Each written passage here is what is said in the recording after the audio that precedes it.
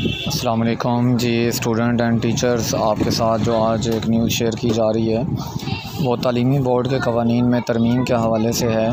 कि नंबरों में बेहतरी के लिए जो तलबा पहले एग्ज़ाम दिया करते थे उन्हें अगर किसी एक सब्जेक्ट को वो रिपीट करते थे तो उन्हें पार्ट 1 और पार्ट 2 दोनों में या 9th और 10th दोनों में उन्हें वो पार्ट रिपीट करना पड़ता था। अब इस कानून में तब्दीली कर दी गई है और ये कहा गया है कि नंबरों में बेहतरी के लिए तलबा किसी भी मज़मून के सिंगल पार्ट का इम्तिहान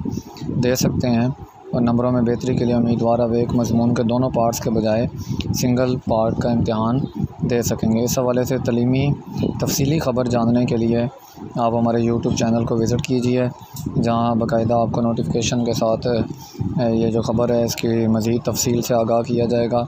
अगर आप हमारे चैनल पर नए हैं तो जल्दी से हमारे चैनल प्रोफेसर अरशद भट्टी को सब्सक्राइब कीजिए ताकि बर वक्त आपको तमाम न्यूज़ और नोटिफिकेशन एजुकेशन के हवाले से और जॉब